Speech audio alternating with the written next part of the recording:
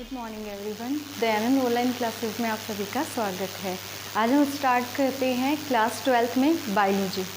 Class 12th में biology में हम सबसे पहले जो चीज़ स्टार्ट कर रहे हैं, देखिए आपके यहाँ पर दो पोर्शन दे रखे हैं, एक बॉटनी का पोर्शन है और एक जूलॉजी का पोर्शन है। हम सबसे पहले जो स्टार्ट कर रहे हैं दैट पोर्शन इज़ जूलॉजी, ठीक है। और जूलॉजी में आपकी 5 यूनिट है, 5 ही यूनिट आपके बॉटनी में है। जूलॉजी की जो 5 यूनिट हैं उनमें सबसे पहली जो यूनिट हमको दी हुई है, फर्स्ट यूनिट जो है वो रिलेटेड है ह्यूमन फिजियोलॉजी से।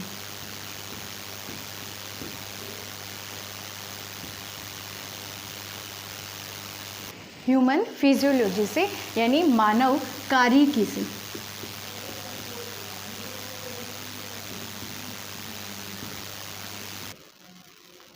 तो सबसे पहले हमें ये पता होना चाहिए कि कार्यकी क्या होता है, फिजियोलॉजी क्या होता है, ठीक है। तो कार्यकी क्या है? साइंस की एक ब्रांच है। साइंस की क्या है? एक ब्रांच है जिसमें हम क्या करेंगे, लॉजी मतलब स्टडी। साइंस की वह ब्रांच जिसमें हम क्या करेंगे, स्टडी करेंगे। किसकी स्टडी करेंगे? कार्य। अब किसका कार्य? हमारे शरीर में जो अंग हैं और उनसे मिलकर बने हुए जो अंग तंत्र हैं, वो सभी हमारे शरीर में क्या कार्य करते हैं, उन सभी के अध्ययन को हम क्या कहते हैं? फिजियोलॉजी कहते हैं, ठीक है। तो ह्यूमन फिजियोलॉजी या मानव कार्य की क्या हो गई है? साइंस की वह ब्रांच, विज्ञान की वह शाखा जिसमें हम मानव में उपस्थित अंग और अंग तंत्रों के द्वारा किए जाने वाले कार्यों का अध्ययन करते हैं, यानी कि कार्यों का अध्ययन, या फिर हम कह सकते हैं क्रियाएं जो किसके द्वारा परफॉर्म की जाती हैं? अंगों एंड अंग तंत्रों के द्वारा की जाती हैं, ठीक है। तो विज्ञान की वह शाखा जो मानव में उपस्थित अंग और अंग तंत्रों के बारे में अध्ययन करती है, उस शाखा को क्या कहा जाता है? फिजियोलॉजी या मानव कार्य की कहा जाता है, ठीक है। तो अब हमारे पास में शब्द आ जाते हैं अंग और अंग तंत्र। तो अंग और अंग तंत्र क्या होते हैं, पहले हम वो जान लेते हैं। देखिए, पहले जो प्रीवियस क्लास है उसमें हम सेल के बारे में पढ़ चुके हैं, ठीक है। तो जो कोशिकाएं होती हैं, ये कोशिकाएं विभाजन के द्वारा अपनी संख्या को क्या करती हैं? बढ़ाती हैं। जब कोशिकाएं संख्या बढ़ा रही हैं अपनी, तो कोशिकाओं का क्या बन जाएगा? एक समूह बन जाएगा। क्या बन जाएगा? कोशिकाओं का समूह बन जाएगा। कोशिकाओं के इस समूह को हमने क्या नाम दे दिया है? टिश्यू, या फिर हम इसे क्या कह सकते हैं? ऊतक कह सकते हैं, ठीक है। अब देखिए, यहाँ पर जो ध्यान देने की बात है कि कोशिकाओं ने विभाजन किया और विभाजन से कोशिकाओं का एक बंच बन गया या समूह बन गया या ग्रुप ऑफ सेल हो गया, जिसको हमने टिश्यू नाम दे दिया। ये टिश्यू नाम तो दिया है। देखिए, दो प्रकार के समूह हो सकते हैं कोशिकाओं के। एक वह समूह जिसमें कोशिकाएं हैं लेकिन इरेगुलर, उनमें क्या हुआ है? अनियमित प्रकार से, अनकंट्रोल्ड, अनियंत्रित क्या हुआ है? विभाजन हुआ है, जिससे जो अनियंत्रित सा एक गुच्छा बन जाता है कोशिकाओं का, उस समूह को हम ऊतक नहीं कहेंगे। वो उस कोशिकाओं का समूह क्या कहलाता है? कैंसर। क्या कहलाता है? कैंसर कहलाता है। आपको पता है ये बहुत ही लाइलाज बीमारी अभी है, लेकिन अभी तो इसका है इलाज। लेकिन कैंसर के बारे में हम ये कह सकते हैं कि कैंसर क्या है? ट्यूमर है। ट्यूमर क्या है? कोशिकाओं का एक ऐसा समूह है जिसके पास कोशिकाओं में कोई कार्य नहीं होता है करने के लिए। वो एक जगह पर क्या हो जाती हैं? इकट्ठी हो जाती हैं और अंग जो कार्य कर रहे होते हैं उनको डिस्टर्ब कर देती हैं, ठीक है। तो कोशिकाओं का ऐसा समूह तो क्या कहलाएगा? कैंसर कहलाएगा, या फिर हम कह सकते हैं कि ये क्या है? ट्यूमर हैं, ठीक है। तो फिर टिश्यू कौन से समूह को कहेंगे? टिश्यू कोशिकाओं के उस समूह को कहेंगे जिनकी उत्पत्ति कैसी है? समान है। जिनका कार्य भी कैसा है? समान है, ठीक है। तो कोशिकाओं का वह समूह जिनकी उत्पत्ति समान हुई है, यानी कि ओरिजिन जिनका सेम है, और जिनका फंक्शन यानी कि कार्य भी समान है, उन कोशिकाओं के समूह को हम क्या बोलते हैं? टिश्यू बोलते हैं।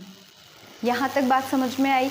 इसके बाद में हम बात करते हैं बहुत सारे टिश्यू आपस में मिल करके, जैसे एक टिश्यू होगा तो वो एक ही कार्य करेगा, क्योंकि हमने कहा है कि उसकी उत्पत्ति भी समान है, उनकी कोशिकाओं की संरचनाएं भी समान होंगी और उनका कार्य भी समान होगा, तो एक टिश्यू तो एक ही कार्य करेगा। तो यदि किसी अंग में या फिर किसी बॉडी में बहुत सारे कार्य हो रहे हैं तो उनको करने के लिए बहुत सारे टिश्यू भी होने चाहिए। तो जब एक से अधिक टिश्यू आपस में मिलते हैं तो किसका निर्माण होता है? ऑर्गन का निर्माण होता है। किसका निर्माण होता है? ऑर्गन या अंग का क्या होता है? निर्माण होता है। तो एक अंग का एक कार्य होता है, जैसे आँख है, ये एक अंग है जो देखने का क्या कर रही है? कार्य कर रही है। लेकिन इस आँख के अंदर क्या होते हैं? बहुत सारे टिश्यू या बहुत सारे ऊतक होते हैं। ठीक है। इसके बाद में हम बात करते हैं अंग तंत्र का। ऑर्गन्स जो हैं, अब एक अंग एक ही काम कर सकता है। आँख है तो ये देखने का काम कर सकती है, श्वास तो नहीं ले सकती है, खाना नहीं खा सकती है, ठीक है, चल नहीं सकती है। तो इसलिए एक अंग एक ही कार्य करता है, तो हमारे शरीर में तो बहुत सारे कार्य होते हैं, तो उन सभी को करने के लिए क्या होते हैं? अंग तंत्र होते हैं। यानी कि अंग मिल करके क्या बनाते हैं? अंग तंत्र बनाते हैं, जिससे हम क्या बोलते हैं? ऑर्गन सिस्टम बोलते हैं। अंग तंत्र। और ये अंग तंत्र मिलकर के किसका निर्माण करते हैं? एक ऑर्गेनिज्म या एक पूरे जीव का क्या करते हैं? निर्माण करते हैं। ठीक है। तो जो आप जीव देखते हैं उनकी संरचना, उनका निर्माण कैसे हुआ है? पहले एक कोशिका बनी, कोशिकाओं में विभाजन हुआ, विभाजन से कोशिकाओं का समूह बना, उस समूह में सारी कोशिकाएं कैसी हैं? जिनकी उत्पत्ति और कार्य समान है, वो टिश्यू या ऊतक कहलाएगा। ऊतक मिलकर के अंग बनाएंगे, अंग से मिलकर के क्या बनेंगे? अंग तंत्र, और अंग तंत्र मिलकर के एक पूरे इंडिविजुअल का, एक पूरे ऑर्गेनिज्म या जीव का निर्माण करते हैं। ठीक है। तो इस फिजियोलॉजी में हम किसके बारे में अध्ययन करेंगे? इन अंगों के बारे में, अंग तंत्र के बारे में बात करेंगे कि ये अंग और अंग तंत्र कौन कौन से हैं और किस किस प्रकार से कार्य करते हैं, क्या उनकी मैकेनिज्म होती है और कौन कौन से कार्य वो करते हैं। ठीक है। तो हम बात करेंगे यहाँ पर ऑर्गन सिस्टम्स की।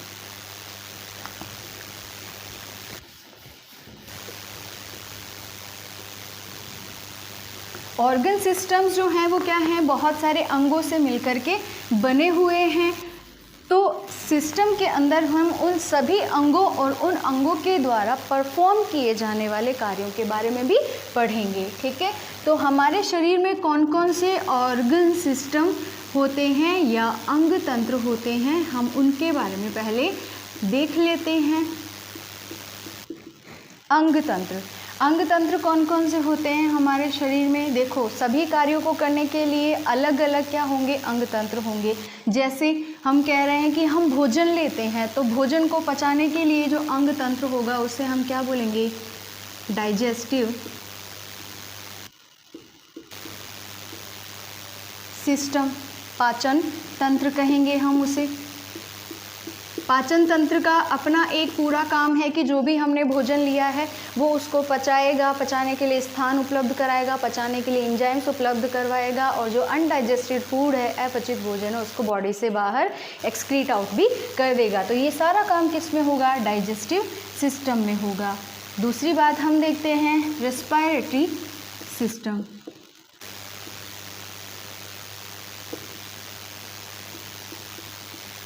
रेस्पिरेटरी सिस्टम का मतलब क्या हो गया? श्वसन तंत्र।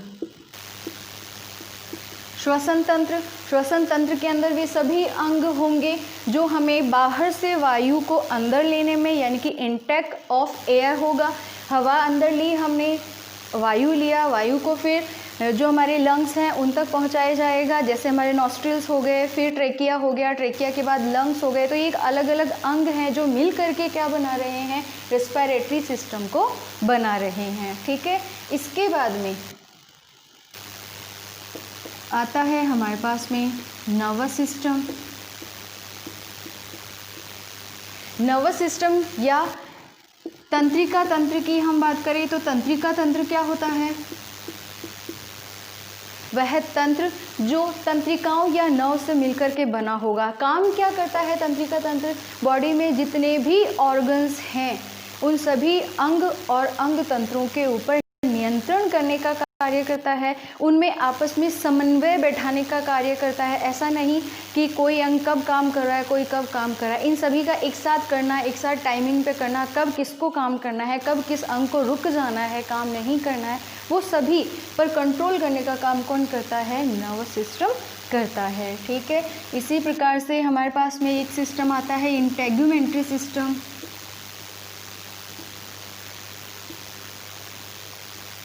या फिर हम इसे इंटेग्यूमेंट भी कह सकते हैं। ये इंटेग्यूमेंट सिस्टम कौन सा है? हमारा त्वचा के नाम से हम जिससे जाते हैं, या फिर हम इसे अध्यावरणीय तंत्र भी कह सकते हैं। ठीक है, त्वचा के बारे में आप अच्छे से जानते ही हैं। त्वचा क्या काम करती है? त्वचा बहुत सारे काम करती है। इसे हरफनमूला अंग भी कहते हैं, यानी कि जैक ऑफ ऑल ट्रेड्स, यानी कि त्वचा एक वह अंग है या अंग तंत्र है जो शरीर में होने वाले सभी कार्यों को परफॉर्म कर सकती है। ये श्वसन भी कर सकती है, उत्सर्जन भी कर सकती है, और ये पाचन का कार्य भी कर सकती है, क्योंकि कुछ ऐसे पदार्थ सीक्रेट किए जाते हैं जिनसे जो जर्म्स होते हैं वो क्या हो जाते हैं? नष्ट हो जाते हैं त्वचा के ऊपर ही। इसीलिए इसको क्या कहा जाता है? हरफनमूला अंग भी कहा जाता है। ये सभी कार्यों को क्या कर सकती है? परफॉर्म कर सकती है थोड़ी थोड़ी मात्रा में। इसके बाद में हम बात करें एक्सक्रीटरी सिस्टम, उत्सर्जन तंत्र।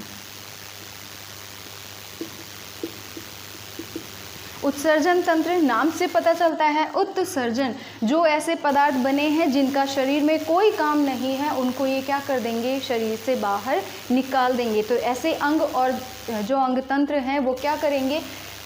अनावश्यक पदार्थों को बॉडी से बाहर निकालने का काम करते हैं। तो ये सभी किस में आ जाते हैं? उत्सर्जन तंत्र में आ जाते हैं। इसके बाद में हम और पढ़ रहे तो रिप्रोडक्टिव सिस्टम आता है, जनन तंत्र। जनन तंत्र अंगों का वह समूह जो सभी क्या करते हैं? जनन के कार्य में इन्वॉल्व होते हैं। जनन क्या होता है? जनन एक प्रक्रिया है। कैसी प्रक्रिया है? जिसमें जीव अपने वंश को बनाए रखने के लिए अपने ही समान क्या करते हैं? संतति उत्पन्न करते हैं। अपने ही समान का मतलब है कि मनुष्य की जो संतति होगी वो मनुष्य के जैसी ही होगी। अगर कुत्ते की संतति है तो वो कुत्ते के जैसे ही होगी, हाथी की है तो हाथी जैसी होगी। इट मीन्स ये अपने ही समान क्या करते हैं? संतति उत्पन्न करते हैं अपने वंश वृद्धि के लिए। तो यह क्रिया या प्रक्रिया या प्रोसेस क्या कहलाता है? जनन कहलाता है। और इस जनन में जो अंग भाग लेते हैं वो सभी मिलकर जनन तंत्र का निर्माण करते हैं। ठीक है, ऐसे ही एंडोक्राइन सिस्टम। एंडोक्राइन सिस्टम के अंदर क्या होता है? अंतःस्रावी तंत्र। अंतःस्रावी तंत्र। अंतःस्रावी, अंतः का मतलब अंदर ही और श्रावी का मतलब श्रावण करना। ठीक है, तो वे अंग जो हमारे शरीर के अंदर कुछ पदार्थों का श्रावण करते हैं वो पदार्थ क्या कहलाते हैं? हार्मोन कहलाते हैं। ठीक है, तो वे अंग जो हार्मोन्स का श्रावण करते हैं वे मिलकर के क्या बनाते हैं? अंतःस्रावी तंत्र का निर्माण करते हैं। अंतःस्रावी तंत्र जो है यह भी क्या करता है? नियंत्रण और नियमन का कार्य करता है।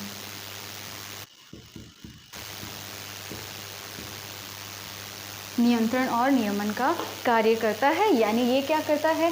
सिग्नल्स देता है अंगों को रासायनिक पदार्थों के द्वारा, और उन रासायनिक पदार्थों को हम क्या बोलते हैं? हार्मोन बोलते हैं। रासायनिक पदार्थ सिक्रीट करता है, श्रावित करता है, उन रासायनिक पदार्थों को हमने क्या कहा है? हार्मोन कहा है। ये हार्मोन अंगों में जाते हैं और उन अंगों को या तो एक्टिवेट कर देंगे या उनको डीएक्टिवेट करेंगे, यानी या तो उनको कार्य करने के लिए प्रेरित करेंगे या फिर वो जो कार्य कर रहे होते हैं उसको काम को कम कर देते हैं या फिर बिल्कुल बंद करवा देते हैं। तो ये क्या करते हैं? सिग्नल्स देने का काम करते हैं कि आपको काम करना है या नहीं करना है। इस प्रकार से ये बॉडी की एक्टिविटीज़ को क्या करते हैं, कंट्रोल करते हैं।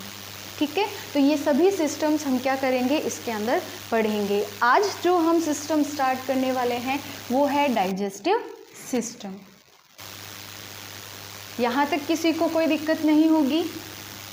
फर्स्ट सिस्टम हम स्टार्ट कर रहे हैं डाइजेस्टिव सिस्टम। डाइजेस्टिव सिस्टम समझने से पहले हमें ये पता होना चाहिए कि डाइजेशन क्या होता है, यानी कि पाचन तंत्र पढ़ेंगे हम, और पाचन तंत्र में भी हमें ये पता होना चाहिए कि पाचन क्या होता है। जब हमें पाचन ही नहीं पता होगा तो वो तंत्र क्या कर रहा है, उसका काम क्या है, कैसे पता चलेगा।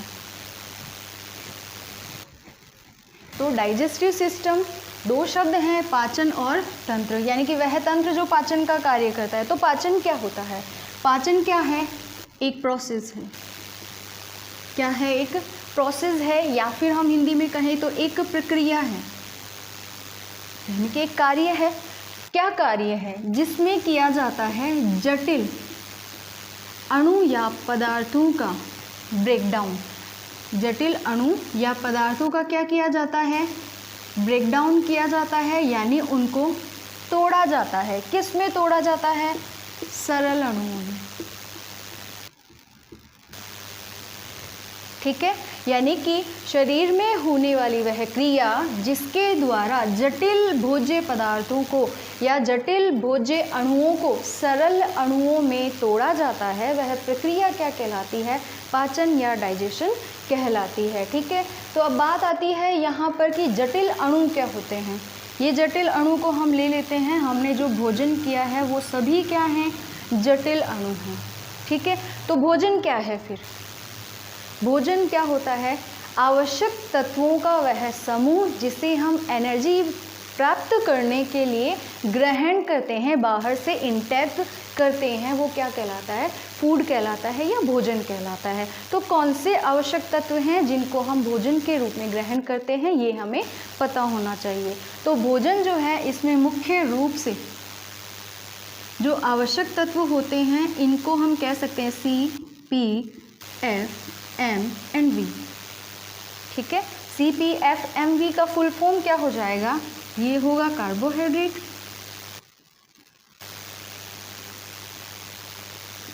ये हो जाएगा प्रोटीन,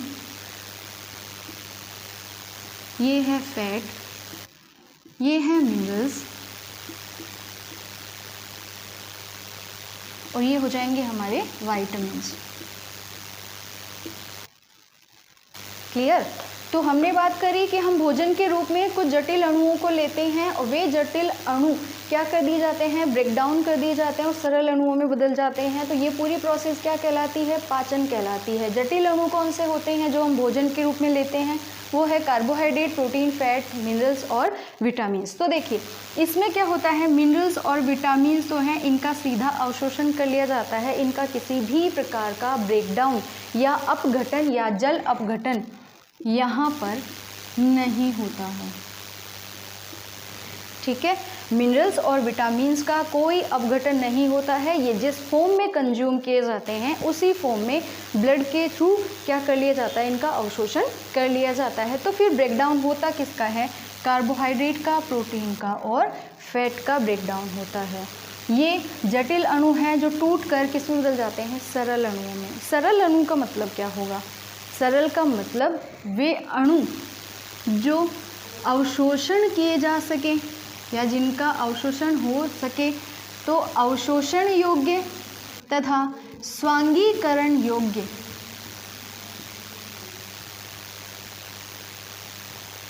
अणु क्या कहलाएंगे, सरल अणु कहलाएंगे। इनका यहाँ पर मात्रा से, इनके भार से, इनकी लंबाई चौड़ाई से कोई मतलब नहीं होता है कि हम कहें कि एक सिंगल चेन बनी हुई है तो वो सरल अणु होगा, नहीं।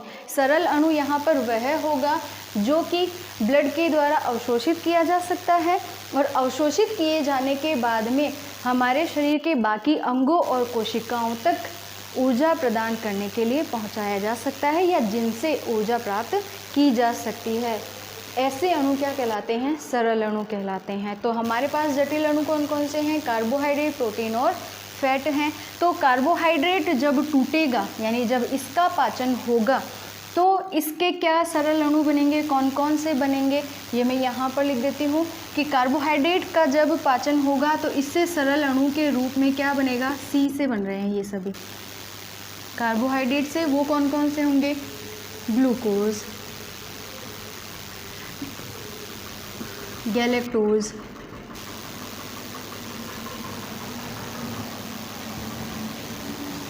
फ्रक्टोज, ये सभी किस में बदल जाएंगे, ग्लूकोज, गैलेक्टोज, फ्रक्टोज, ये सभी मोनोसेकेराइड्स हैं। ये क्या हैं, मोनोसेकेराइड्स हैं। ठीक है, तो कार्बोहाइड्रेट के सरल अणु क्या होते हैं, मोनोसेकेराइड्स होते हैं, आपको ये ध्यान में रखना है। फिर हम बात करें प्रोटीन की, जब प्रोटीन टूटेगा तो किस में बदलेगा, प्रोटीन किस रूप में अवशोषित किया जाना है, या प्रोटीन का सरल अणु क्या होगा, एमाइनो एसिड होंगे। क्या होंगे, एमाइनो एसिड होंगे। ठीक है, इसके बाद में आ जाता है हमारे पास में फैट। तो फैट जो जटिल अणु है वो पाचन क्रिया के द्वारा टूटकर क्या बनाएगा, फैट बनाएगा, फैटी एसिड्स एंड मोनोग्लिसराइड्स।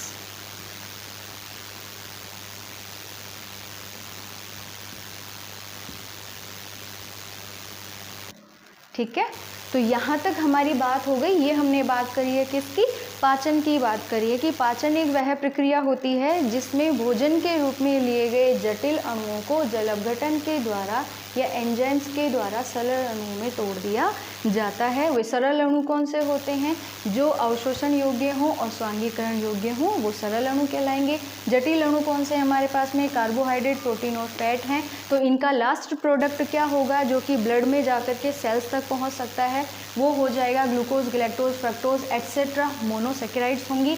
और प्रोटीन जो है वो एमाइनो एसिड बनाएगा, और फैट पाचन के थ्रू क्या बनाता है, फैटी एसिड्स और ग्लिसराइड्स का निर्माण करता है। ये हो गया हमारे पास में पाचन। अब हम बात करेंगे पाचन तंत्र की। पाचन तंत्र क्या होगा, वह तंत्र या अंगों का वह समूह जो पाचन के लिए, यानी ये पूरी प्रोसेस होने के लिए क्या करवाता है, स्थान उपलब्ध करवाता है। तो उस सिस्टम को हम क्या कहेंगे, डाइजेस्टिव सिस्टम या पाचन तंत्र कहेंगे। ठीक है, तो पाचन तंत्र के अंदर कौन कौन से अंग सम्मिलित हैं उनके बारे में हम अध्ययन करेंगे। पाचन तंत्र की हमने बात की है, तो तंत्र से आपको सिर्फ ये ध्यान में रखना है कि पाचन तंत्र क्या है, स्थान है। क्या है, पाचन तंत्र कोई प्रोसेस या कोई क्रिया या कोई क्रियाविधि नहीं है। पाचन तंत्र क्या है, प्रोसेस तो होती है पाचन, और पाचन तंत्र की हम पूरे की बात करते हैं तो ये क्या है, स्थान है। ठीक है, शरीर में वह स्थान है या अंग है या अंगों का समूह है जहाँ पर क्या होता है, पाचन होता है। तो उस अंग या अंग तंत्र को हम क्या कहेंगे, पाचन तंत्र कहेंगे। अब जो पाचन तंत्र है इसके अंदर ये अंग या स्थान जो हैं ये दो तरह से हमने क्या कर रखे हैं, बांट रखे हैं। कैसे बांट रखे हैं, मेन ऑर्गन्स कौन से होते हैं इसमें और सहायक अंग कौन से होते हैं। ठीक है, तो जो पाचन तंत्र है हमारे पास में, इसको हमने क्या कर रखा है, 2 पार्ट्स में डिवाइड कर रखा है। ठीक है, तो पाचन तंत्र क्या हो जाएगा, हमारे शरीर में वह स्थान जहाँ पर पाचन की क्रिया संपन्न होती है वह क्या कहलाता है, पाचन तंत्र कहलाता है। पाचन तंत्र को हमने 2 पार्ट्स में या 2 भागों में डिवाइड कर रखा है, और वो 2 भाग कौन से हैं। पहला भाग हमारे पास में आ जाता है एलिमेंट्री कैनाल। एलिमेंट्री कैनाल जिसको हम आहार नाल के नाम से जानते हैं। और दूसरा भाग हमारे पास में कौन सा आ जाता है, पहला भाग एलिमेंट्री कैनाल या आहार नाल हो जाता है। दूसरा भाग हमारे पास में आ जाता है असेसरी ऑर्गन्स, या फिर जिनको हम डाइजेस्टिव ग्लैंड्स कहते हैं। क्या कहते हैं, जिन्हें हम डाइजेस्टिव ग्लैंड्स कहते हैं। ठीक है, इन्हें हम सहायक अंग या असेसरी ऑर्गन्स भी कह सकते हैं। ये है हमारी पाचक ग्रंथियाँ। ठीक है। अब इन दोनों को हमने अलग अलग क्यों बांटा है, क्योंकि ये एलिमेंट्री कैनाल जो है ये एक मस्कुलाइन ट्यूब होती है, मांसपेशी युक्त एक नलिकाकार संरचना होती है जो पाचन के लिए स्थान उपलब्ध करवाती है। यानी कि ये तो क्या कर रही है, पाचन के लिए स्थान उपलब्ध करवा रही है। लेकिन ये जो अंग है, डाइजेस्टिव ग्रंथियाँ जो हैं या ग्लैंड्स जो हैं, ये क्या काम करती है, पाचन के लिए जो एंजाइम्स चाहिए होते हैं, जो रसायन चाहिए होते हैं, जो पदार्थ चाहिए होते हैं, जो जूस सीक्रेट करना होता है पाचन के लिए, वो कौन करता है, डाइजेस्टिव ग्लैंड्स करती हैं। ठीक है, तो ये क्या सीक्रेट करती हैं,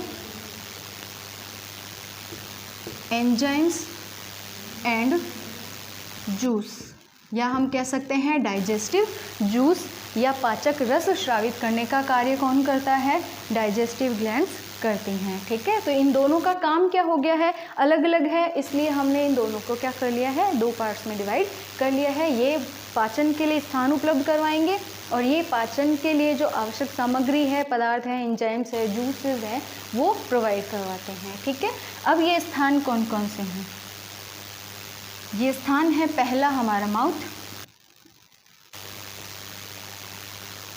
सेकंड आ जाता है बक्कल कैविटी, माउथ का मतलब हो गया है मुख, बक्कल कैविटी या जिसे ओरल कैविटी भी कहते हैं। ठीक है, बहुत बार नाम सुना होगा, आपने टीवी में ऐड देखे होंगे, टीथ के जितने भी ऐड आते हैं उनमें ओरल कैविटी और बक्कल कैविटी का नाम, ओरल कैविटी ज़्यादा यूज़ किया जाता है, लेकिन साइंस में इसको बक्कल कैविटी हम कहते हैं। ठीक है, तो ये क्या हो जाती है हमारी मुख गुहा।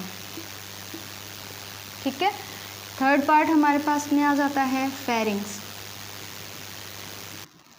जिसे हम कहते हैं ग्रसनी। फोर्थ पार्ट हमारे पास में आ जाता है ईसोफेगस, यानी कि ग्रसिका।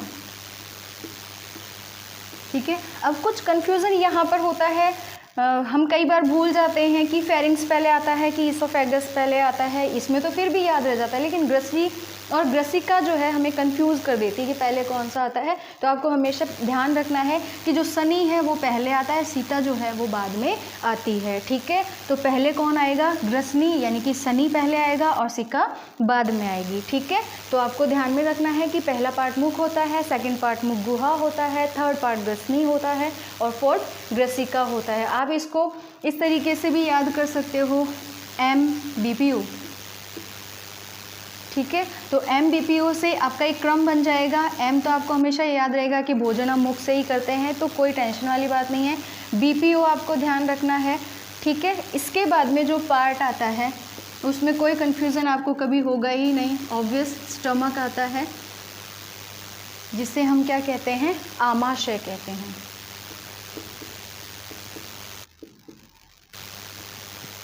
नेक्स्ट पार्ट हमारे पास में आ जाता है स्मॉल इंटेस्टाइन का।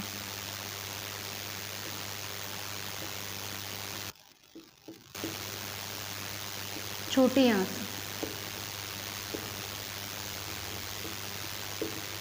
छोटी आंत जो है ये आहार नाल का सबसे लंबा भाग होता है। लेंथ वाइज सबसे लंबा भाग आहार नाल का कौन सा होता है, स्मॉल इंटेस्टाइन होता है। अगर लंबा है तो इसको स्मॉल या छोटा क्यों कह रहे हैं, क्योंकि यहाँ पर लंबाई से कोई मतलब नहीं है। जो स्मॉल वर्ड इसके लिए यूज़ किया गया है वो इसके डायमीटर के लिए यूज़ किया गया है, यानी व्यास के लिए किया गया है। इसकी जो चौड़ाई या गोलाई की हम बात करते हैं वो इसकी क्या होती है, कम होती है, इसलिए हम इसको क्या बोलते हैं, यानी कि यहाँ पर हम लेंथ को नहीं देख रहे हैं, यहाँ पर हम इसकी गोलाई को देखेंगे कि ट्यूब की गोलाई कितनी है। ठीक है, तो व्यास जो है वो इसका कम होता है, इसलिए इसको स्मॉल इंटेस्टाइन कहते हैं। छोटी आंत है, लगभग 3 मीटर की होती है ये। ठीक है, और इसके पार्ट कितने होते हैं, 3 पार्ट होते हैं इसके। पहला पार्ट होता है इसका ग्रहणी, जिसे हम ड्यूडिनम भी कहते हैं। सेकंड पार्ट जो है इसका वो होता है जेजुनम। जेजुनम का कोई अदर नेम नहीं है, इसको हम जेजुनम ही कह रहे हैं, या फिर इसको क्षुद्र आंत्र भी कहा जाता है। और इसके बाद में आ जाता है ileum. Ileum also known as ileum, ठीक है। तो जो छोटी आंत्र है लगभग कितनी होती है, 3 मीटर की होती है। छोटी आंत्र को लंबाई के कारण नहीं, इसकी गोलाई के कारण या इसके व्यास के कारण छोटा कहा जाता है। और इसके भाग कितने होते हैं, 3 भाग होते हैं। तो आप इजीली याद रख लोगे कि 3 मीटर की है तो कितने भाग हो गए हैं, इसमें 3 भाग हो गए हैं। कौन से, पहला डियोडिनम हो गया है, दूसरा कौन सा हो गया इसका जेजुनम, और तीसरा इलियम हो गया है, ठीक है। इसकी भी अगर आप लंबाई देखना चाहो तो ये हो जाता है 25 सेंटीमीटर का, ये हो जाता है आपका 1 मीटर का, और ये हो जाता है आपका 1.75 मीटर का हो जाता है। तो टोटल आप करेंगे तो 3 मीटर्स हो जाएगा, ठीक है। इसके बाद में नेक्स्ट हम बात करते हैं किसकी, लार्ज इंटेस्टाइन की।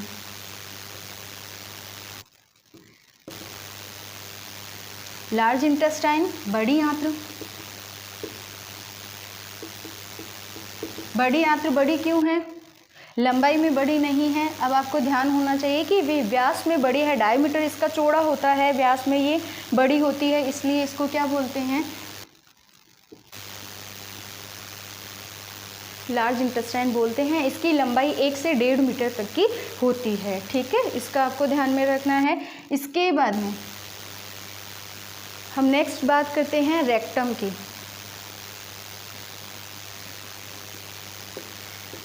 रेक्टम क्या कहा जाता है, मलाशय भी कहा जाता है रेक्टम को। मलाशय का मतलब है, विच्छेद करके देख लीजिए, मल प्लस आशय, यानी वह स्थान जहाँ पर मल क्या होता है, रुकता है। मल क्या है, अनडाइजेस्टेड फूड है जिसकी हमारी बॉडी में कोई रिक्वायरमेंट नहीं है, या हमारे शरीर में जिसकी कोई आवश्यकता नहीं है, वो मल होता है। और मल जिस स्थान पर रुकता है या इकट्ठा रहता है उसको हम मलाशय या रेक्टम कहते हैं। And the last part of the alimentary canal is anus, जिसको गुदा भी कहा जाता है। ये लास्ट पार्ट होता है और वह अंग होता है जिसके थ्रू मल को बॉडी से बाहर एक्सक्रीट आउट कर दिया जाता है या उत्सर्जित कर दिया जाता है, ठीक है। तो ये हमारा हो गया है एलिमेंट्री कैनाल। एलिमेंट्री कैनाल के बाद में हम बात कर लेते हैं डाइजेस्टिव ग्लैंड्स की। हमारे पास 3 प्रकार की क्या होती हैं, या 3 डाइजेस्टिव ग्लैंड्स हमारे पास होती हैं। 3 डाइजेस्टिव ग्लैंड्स कौन कौन सी हैं, पहली आ जाती है हमारे पास में सलाइवरी ग्लैंड, जिसे हम लार ग्रंथि भी कह सकते हैं। नाम से पता चलता है किसका श्रावण करेगी, लार का श्रावण करेगी, यानी कि ग्रंथियां हैं तो हमेशा श्रावण ही करेंगी, ठीक है। तो सलाइवरी ग्लैंड है, किसका श्रावण करेगी, सलाइवा का या लार का श्रावण। दूसरी हमारे पास लीवर यानी कि यकृत, और तीसरी ग्रंथि जो है हमारे पास वो है पेनक्रियाज।